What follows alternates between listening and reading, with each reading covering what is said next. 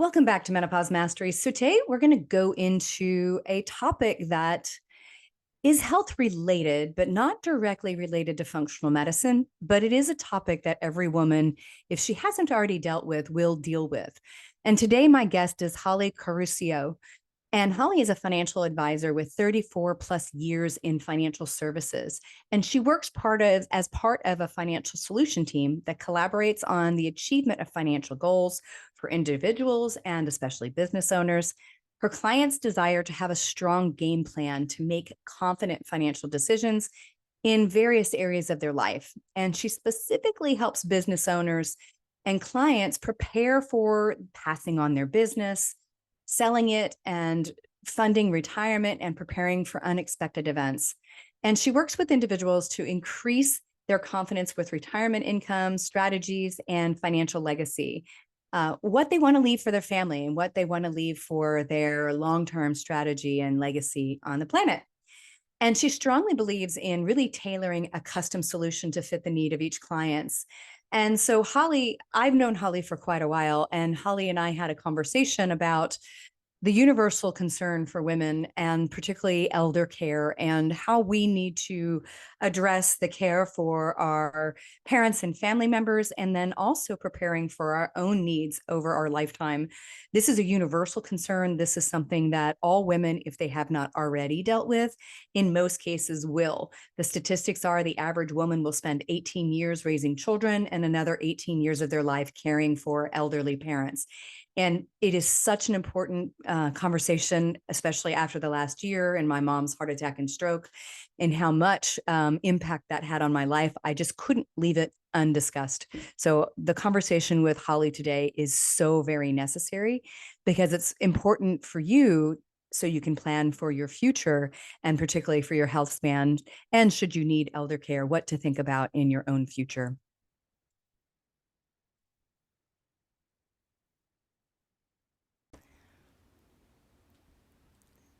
All right, Holly. As I said in my introduction, you know, Holly and I had this conversation, and I was like, this is something we have to talk about. So, for anybody that has not listened to Menopause Mastery before, my mom went through a heart attack and stroke last year. And, one of the most valuable things is she made it to 88, going on 89, and that was her first time to be in the hospital. But it was a catastrophic heart attack and stroke. And she went from basically living on her own, doing everything, to basically not being able to do activities of daily living. So to say I was thrown into and immersed in this world of elder care would be putting it mildly. And to be honest, my parents did a lot to plan for it, but the amount of disruption in my life and what it would take as far as managing it was over and still is overwhelming. And Holly has so much to give here as a woman in this world. And I was like, we have to have this conversation. The other thing, Holly, I can tell you that after 20 years in practice, every woman I see is either doing it or will be doing it, or has done it, period, Sure. end of sentence. We will spend our life taking care of others, and this is a big part of it. So this is an important conversation. I'm so happy to have you. Thank you. Glad to be here. Absolutely. Yeah, I think it's a great So Holly, topic and so important.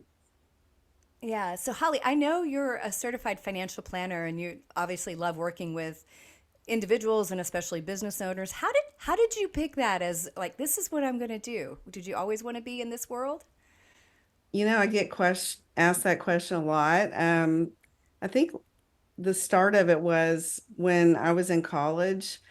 My dad went through a major financial setback right in the middle of college because there was a recession in the 80s in real estate. And he basically notified me that, hey, you're on your own financially from now on. And I was like, oh my gosh, what am I going to do? How will I pay tuition, etc. And it just made me realize how things can come out of nowhere in life and how important it is to plan. And so that became a very laser focus for me. And I was a finance major already. And I just thought, I really want to help people that are struggling making financial decisions. And I work a lot with entrepreneurs too, who put all their money back into their company and they think that's okay. And it is until it isn't. And so I really like helping business owners and just people in general prepare for their future. Yeah. Yeah. I think it's, I have a lot of friends that are like, I just stick my head in the sand and I'm just going to, pretend that it's not there. I'm like, it's really important. It's Yeah, it's really coming important that we someday. Your plan for future that. will come. It's kind of like menopause. You don't get to pass on menopause. You don't get to pass on the future. So That's let's right. let's dive in because, like I said, this is such an important topic. So, what are some of the things that a woman that maybe in this time period of life, maybe she hasn't done a lot of planning, or the other thing that I find too is often if they're partnered, they sort of let the partner do the planning and they're not necessarily involved, which is equally as frightening to me. But what are some of the things women in this time period of life really need to start thinking about? Because we're a little bit probably behind the eight ball if we haven't done anything. That's true. That's true. So, of course, retirement planning is important. And if people are working with a financial advisor, that's probably one of the main things that they're focused on. Where I see a lot of gap is in the risk management area and in estate planning. Um, and so a lot of financial advisors focus in more on the wealth management and investing, but risk management is important because it doesn't matter if you're worth $500,000 or $5 million. If you have a risk come out of nowhere, it can really destroy your financial plan. And so one of those risks is that we live a long time, and longevity is great, especially if they do all the things that you recommend and stay healthy. But the double-edged sword of that is if you live a long time, you may end up being frail and need help, or you may have some morbidity issue late in life where you need care. And care is extremely expensive. It can run anywhere from 6,000 a month to 21,000 a month, depending on where you need it, how much you need it, who's doing it, etc. Um, and so if we don't prepare for it, a lot of people assume, oh, Medicare covers that, or my health insurance covers that. Or if I don't have any money, Medicaid will cover it. And so, and I can explain a little bit more some of those things. But, you know, and not only our care, but if you're young enough to think about your parents and have those open conversations with your parents, that's really important too, because that risk can also fall on us if our parents haven't prepared. Absolutely. I mean, it's the average woman will spend 18 years caring for elderly individuals statistically. And Hmm. at least one of the I'm sure there's a bunch of different variables, but if your family hasn't prepared, could be a leading cause of loss of work for the woman taking care of them or, loss of income or loss of their own health. Yeah, I'd like for you to explain because I think people do. You said like, "Oh, Medicare will pick it up," or "My secondary health insurance will pick it up," or if I don't have enough, then Medicaid will kick in. And that's absolutely not true. And I think it's important to kind of share where those caveats are so people understand. So the basics are Medicare will cover the first up to 100 days of skilled care after a hospital stay. And my mom is a perfect example of that. She fell back in July of last year and broke several ribs. And after she was in the hospital for a few days, about actually a couple of weeks, they moved her to a skilled nursing rehab, and she was there for about 2 months, and Medicare took care of that. And then she also had a Medicare supplement. So the Medicare supplement picked up where Medicare left off. Where it started to cost money is when we got home. And I thought we would have the full 100 days, but we didn't. They basically said, no, we've done all we can do for you. It's time for you to go home. And she still wasn't able to live independently at that point. And so we had to hire a home caregiver at that point. Um, some other scenarios are, Medicaid, which kicks in really once most of your financial resources are gone. And in my mom's case, with it would not have helped her. My mom doesn't have any net worth at all. So, technically in certain circumstances, she could qualify for Medicaid. The problem is Medicaid doesn't pay for home care. It also doesn't pay for assisted living. So someone has to be really needing pretty severe levels of care before Medicaid is going to help them. And so, having something to bridge that gap is extremely important.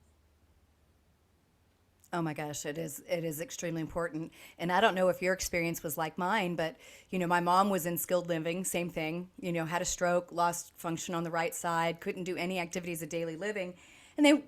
And you would get a call like that day and they're like, your mom's going to be checked out tomorrow. Like Exactly. they don't give you any What? advance notice. No, that like No. like the social workers are like, we're gonna handhold this. No, you don't. I was in Florida at a conference the first time I left for just a few days because I had to do this professionally, fighting with people on the phone. I was like, you can't kick her out. I am not there. I don't. I was like, at that point, I'm like, I'll pay. I don't care. You can't kick her out. I'm not home. So it's not a good experience to No. think Medicare is going to help you in any way. Exactly. Well, and the other thing that happened was I thought my mom, based on the picture they painted in the beginning, I thought she was going to be really pretty functional by the time she got out. And the physical therapy was pretty lame. And this was in a very high quality facility, very highly renowned, expensive, etc. And she wasn't even close to being back to where she was when she left. So yeah, we were very ill prepared. Yeah, I would agree. My mom was at one of the best facilities and they were like, "Oh, we're going to get her up and walking." And I was like, "Yeah, can't do anything." It's after 2.5 months there. It was just yeah, it's not all rainbows and you can't believe those statistics and how that's going to look. So let's get into the planning part. So I think we painted a scary picture. So what are some strategies that women can really employ to balance the financial responsibilities of caregiving and their own retirement and elder care planning? Like, let's kind of throw some things out on the table because most of us don't really know what we need to do.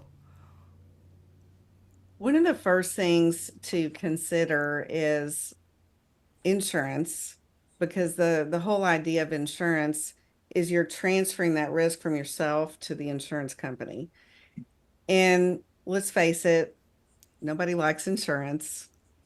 It's often an expense where you don't know if it's worth spending that money or not. And we buy car insurance and home insurance because we're required to, but we often don't insure some of the bigger risks in life, whether it's life insurance or disability, which is a potential loss of income when you have an accident or illness. Disability insurance is very important. But once you're beyond the working years, you can have long-term care insurance as well. But it's one of those things that you have to plan way ahead because number one, you have to be healthy enough to qualify for it. And the longer you wait to buy it, the more expensive it is because as you get older, it's more expensive because you're closer to the potential risk. So the analogy I always give people is it's kind of like if you were trying to insure your house, but the garage is on fire.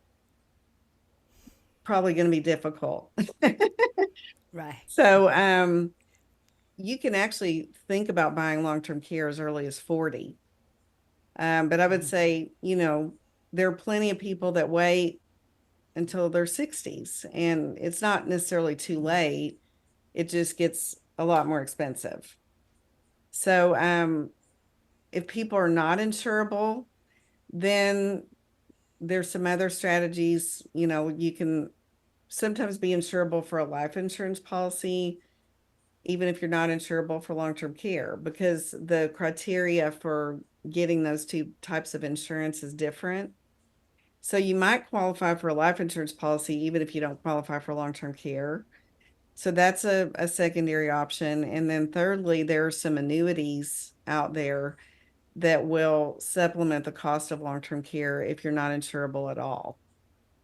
So, those are some basic things just to try to offset the cost.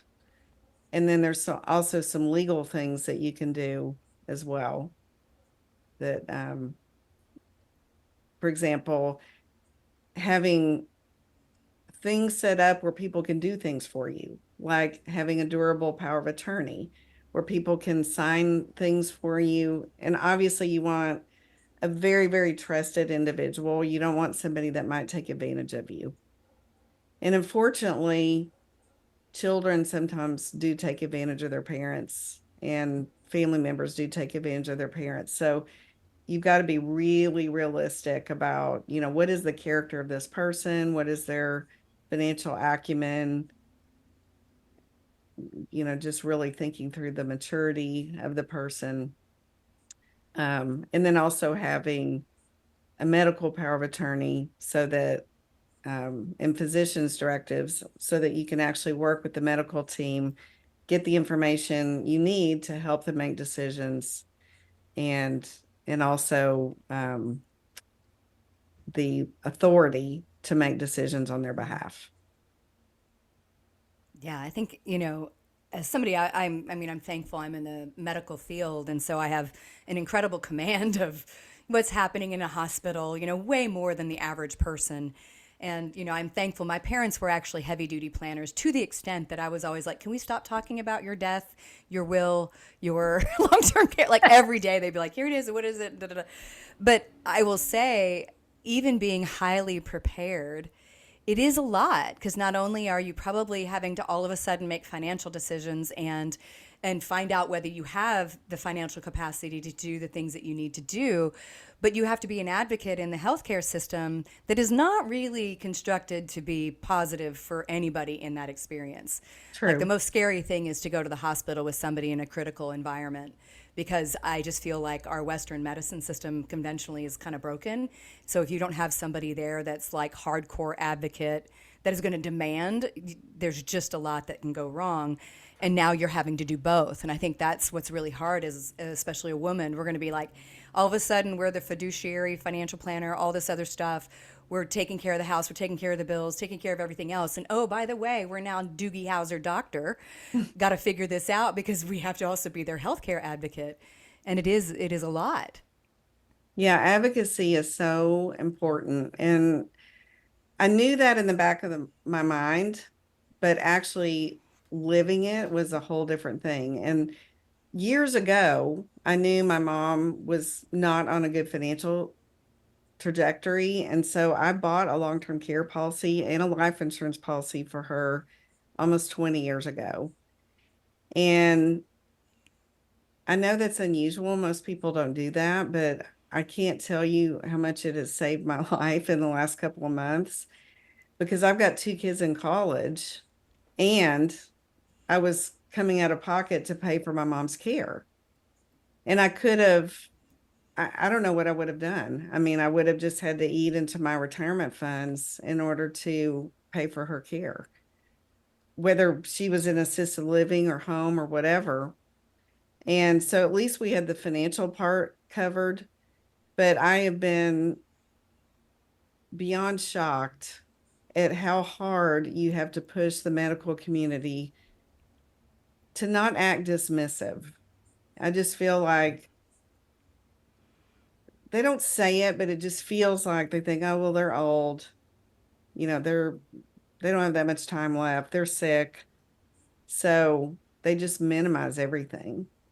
And I feel like they were probably constantly rolling their eyes at me because I was pushing for, you know, please have mom do this and please connect this dot. And just the amount of coordination between all the care providers. And, for example, I went over there on Sunday because we had a new caregiver and I needed to give her an orientation to the diet that my mom is on and their supplements and, where everything is. And I was over there for 2 hours on Sunday. So there's a lot of advocacy and organization, like you said. Yeah, I mean, I think it really is. There's a whole nother, so anybody out there that wants to do an entrepreneurial venture, find a way to create a company that can be medical advocates with families in the medical system, particularly in an acute care situation, because if you are unaware or there's too many passing of the batons in the emergency rooms and intensive care units where if somebody's not there, I really wonder if your family member will make it out. We had an incredible cardiologist. He was actually the cardiologist that cared for my dad 10 years ago. When he walked in the room, I remembered him. And I was like, oh my God, thank God you're here. But I can tell you, one of the neurologists, I was like, you will not see my mother again. I don't care who's on this floor, you're done. I mean, I just could, because she was very dismissive. She's 88 going on 89. She's decompensating. You need to go get your DNR.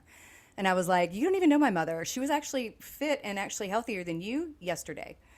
And it was just very dismissive. And I think especially somebody that's already traumatized by what's going on, to walk into that environment is just frightening.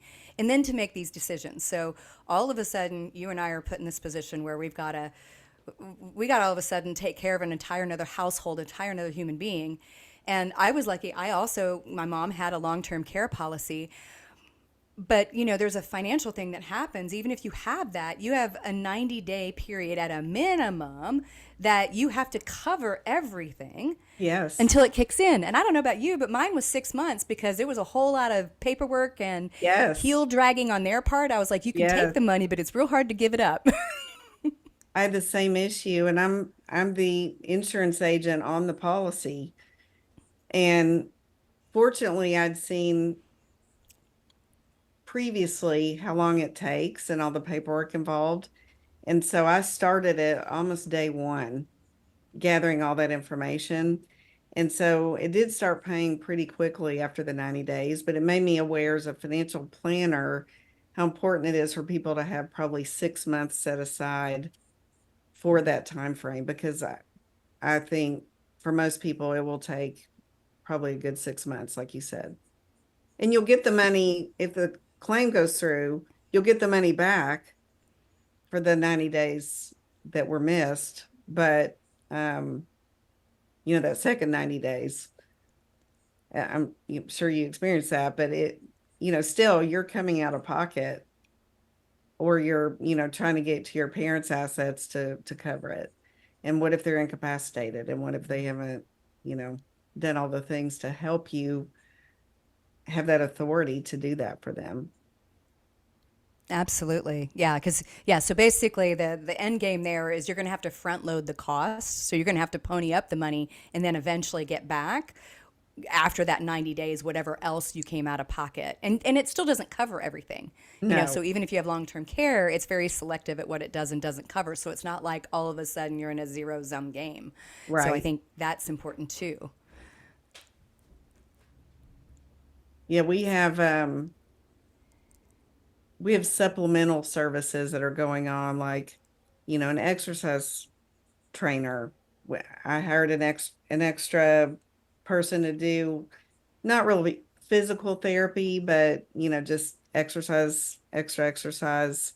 Um, Sometimes the caregivers can't transport them because their car's not working. So if I need somebody to take her to a doctor's appointment, I need somebody else to do that. And maybe I'm not available because I'm working.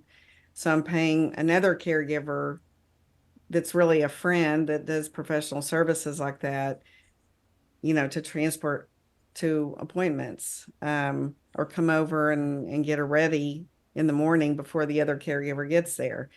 So yeah, I mean, there's all kinds of other things that you can end up spending money on that, are over and above what the policy will cover. Absolutely. So we kind of alluded to this, but I think let's kind of wrap up like the taking care of parents. Like, so what are the things, if we were to give like a laundry list, what are the things somebody in our age group would need to think about to check in on their parents and make sure that they do? So, just to open that door, because a lot of families don't like talking about this stuff, but it's like super important. Well, one of the first things is deciding the type of care they need, because there's really three main types of care. You have home care, which works really well if you have a family member that lives with them, like a spouse, or that's functional. Or you've got a child, an adult child nearby, or niece or nephew, or an advocate, or whatever, just somebody that's near, that can check in with those caregivers, kind of do surprise visits, things like that. Assisted living is okay if if they're willing to move to a facility and pare down all of their things to a smaller living space, and where they maybe need more consistent care, like in a 24-hour period, and also meal preparation and transportation and so forth. So assisted living is for a little bit more advanced care, or if you don't have that advocate. Um, and then nursing home is usually like, if somebody has memory issues or dementia, or if they've got physical problems where they need more medical care. So figuring out where they, what type of care they need. And there's consultants that help with that, that are third parties. Those are wonderful. They'll really help you assess, and they'll help you figure out, like, where's a good quality place based on what their needs are, or a quality agency that will provide that home care. Also taking them to appointments. Somebody's got to get them to their checkups and their follow-ups and all of that. Somebody needs to be able to fill out paperwork for them. Somebody needs to, if they are at home, there's meal planning, grocery shopping, medical supply delivery. Also, the paperwork for the long-term care, and, just other medical paperwork. Um, for example, my mom has an appointment this week, and her cardiologist needed to sign off on it. They were faxing it to the doctor. The doctor wasn't responding. So they were, they're reaching out to me saying, hey, we didn't get this form. We can't do the procedure unless we get this form. So there's a lot of dot connecting that goes on, paying their bills, getting all connected into all their finances.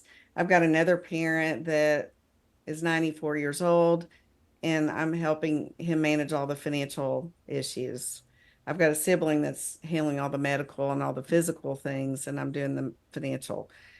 And so, I've gotten connected with his financial advisor, his attorney, his CPA, and just helping coordinate all of those things. Um, so yeah, I mean, that's a good basic list. Yeah. It's a lot. Yeah, because it's a lot. It's a good, even this far out, like 8, probably 9 months out, it's still a good 10 to 20 hours a week of work just to manage stuff, Oh right? yeah. To keep your fingers on it, to know what's going on. And I will say I was thankful that I was already, because my mom and dad had a will, had a durable power of attorney, medical power of attorney, all those things. And so I was already on the paperwork, but I had already started going to appointments. Like, I was on all the bank paperwork. I was on, I knew their investor support certified financial planner. And I was like, I needed to be involved. And I'm so thankful, because it wasn't like I was just having my first conversation with them. And I think Right. sometimes families are nervous because they sort of hold that stuff close to the chest. Oh But yeah. what you're doing is doing yourself and your family a disservice if they are unaware of that and don't have a relationship already. Yeah, I think that old school thinking of, my kids will find out what I have at the reading of the will. That doesn't really work anymore, because people do live longer, and sometimes they can be ill for a number of years before they do pass, and they need their kids involved helping them, or they need family, or they need advocacy. Absolutely. So let's talk about us. We're talking about caring for parents. So obviously people are probably now like, oh no, I hope I don't have to do that. Well, you probably will, but at least you now know kind of some things to think about. Let's talk about the top things that somebody in our age group really needs to like make sure they get done now if they don't have it? I would say, figuring out what the cost of a long-term care policy would be and finding a way to include that in the budget. Um, and there's a lot of different types of policies. There's the traditional policy where it just is more like health insurance, where if you have an expense, it'll reimburse you. But if you never have the expense, it's use it or lose it. There's a handful of companies that still offer that. The problem is that that type of insurance has gotten more and more expensive over the years. So a lot of people are reluctant to pay for it because they feel like they're wasting money if they never need care.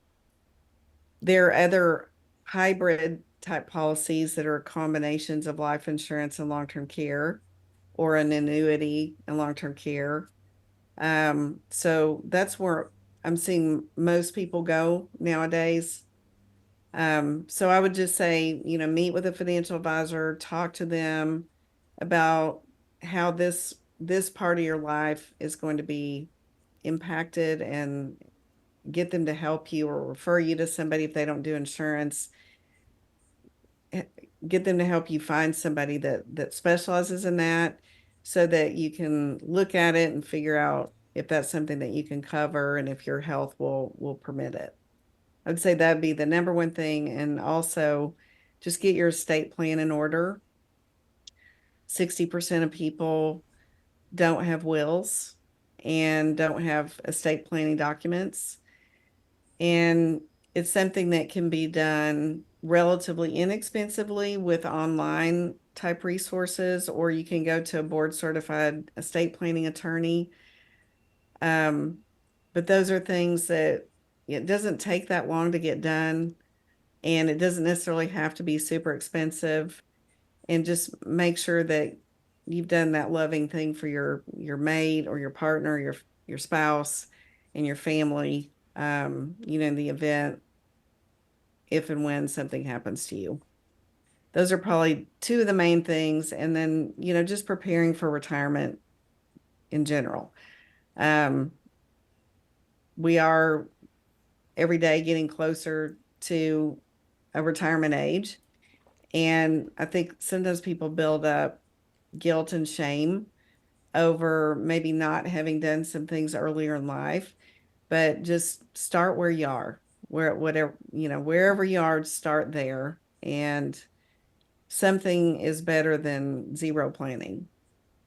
So, those three things: insurance, long-term care, estate planning, and then planning for your retirement.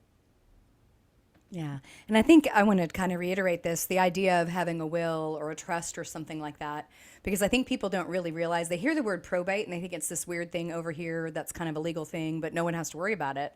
But what that means is your money is tied up until the courts go through all of it. And I don't know how long it lasts in Texas, but I think it's a long time. So you may not have access to resources, even though you might be a spouse of somebody or a child of somebody. Literally, you can't do anything with the assets to help manage the person that's unwell. Is that correct?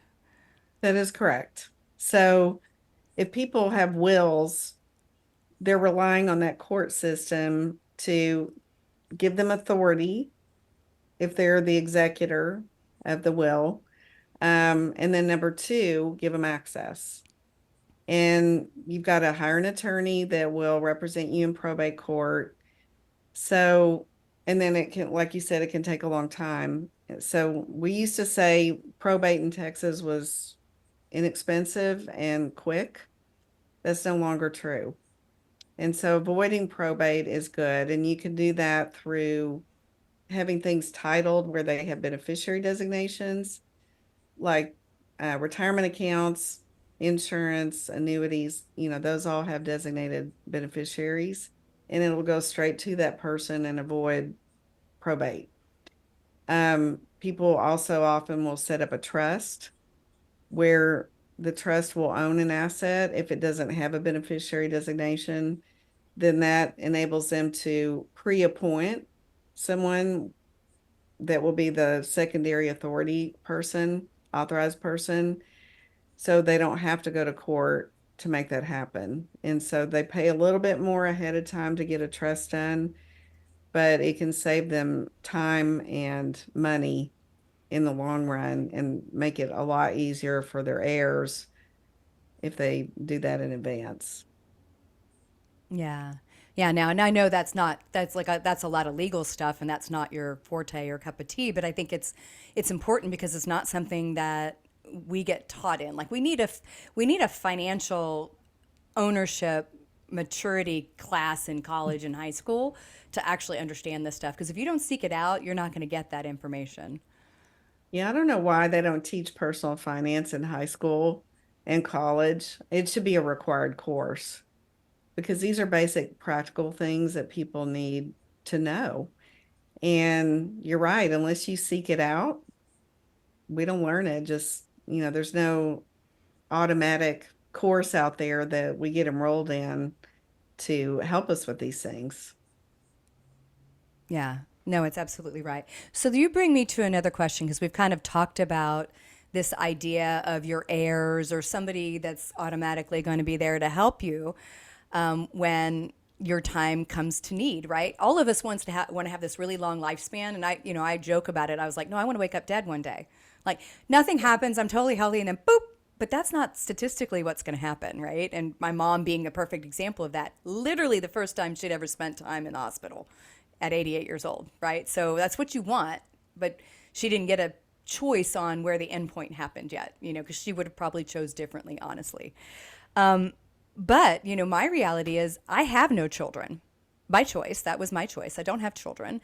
And some people may not even have siblings or nieces, nephews. And so that leaves like a bigger open, thing, right? Because you might have a spouse or a partner, but they may go before you. What do you do when you're me, right? And there's a high probability that I'm going to be the last one standing and I don't have anybody to take care of me, or I might have kids and they won't. Yeah, that last comment is very relevant because sometimes people are estranged from their children or, they just don't have a great relationship. And so just because we have children doesn't mean we can count on them. Of course, I'm grooming my children now. Be sure and take care of your mom, later in life. See how I'm taking care of your grandmother. So I'm trying to train them now. But in all seriousness, to me, it just says how important it is to plan ahead and be proactive and to come up with the pieces ahead of time. And I've run across some really good resources. One of them is there are companies out there. For example, there's one called Accountable Aging, and they're here in the Dallas area and also in Austin. And they provide a variety of services, including transportation to appointments and bill paying and things like that. And, they're bonded and set up as fiduciaries. There are professional advocacy services and professional services for the estate plan. If you don't have somebody to name as an executor or trustee, you can hire professionals for that. I also met a wonderful lady named Carol Merrick who wrote a book called Solo and Smart. And she wrote this book out of necessity because she cared for one of her parents. And then she started thinking, oh my gosh, I'm single. I don't have any children. I don't have any siblings. What will I do? Who will take care of me? And who will be my advocate and all of the things that she did for her parents. So she wrote a book about it. She's been a national speaker. She's been on TV. So she's got some really good recommendations in there about how you set all that up ahead of time to make sure that you've got a system in place. And so I think there's a lot of resources out there. You just got to think ahead. Yeah. Yeah, I think even if somebody has children and things like that, it's probably a good idea just to also kind of look into these resources because again, there's no guarantees that something won't happen to your child or that they're going to be, they won't become estranged or whatever that might be. I think, culturally, you and I were talking a little bit about this before we got on the call, on the recording, but culturally in the United States, we don't do multi-generational living, where if you go to a lot of European countries and Mexico, and they have a embracing of multiple generations, and we don't really have that, right? And That's for a right. host of reasons, right? For a host of reasons. And so there's a likelihood that somebody's going to need outside assistance. Yeah, I think because of our culture, like, my husband and I talked about what if my mom came to live with us, and it would be an enormous strain on our marriage to do that. Mm-hmm. And so, and I think that's a very common situation. And I love my mom, but I just can't live with her. Yeah. So, not anymore, until I was 18, it was fine, but so we've just got to have other systems in place to address that. Yeah, I think that's an important part. I grew up with my grandmother living with us as a child. And I think like most families, there's always some family dynamic that's a little like sketchy. But I was as a teenager tween, you'd walk in the room and you're like, okay, everybody, can we call the elephant out? Right? Because my dad and my mother and his mother-in-law didn't really get along very well. And a lot of it was really my mother-in-law. I mean, she was born in 1894, right? She just missed that, this is 80s, right? So she was very old and very kind of set in her ways. And she just was opinionated and didn't know when to keep it to herself, right? So it was difficult. But even as a kid, it was like I feel like I had a lost like 8 years of my life because I just didn't want to be in the home. I'm like, I don't want to be here.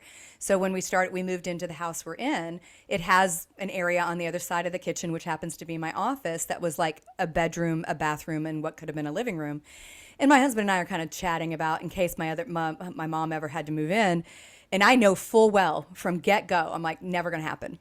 Never going to happen. My mom and I get along because we understand our boundaries with each other, and we're very different individuals. And I love her, but my husband and I would never have made it through that.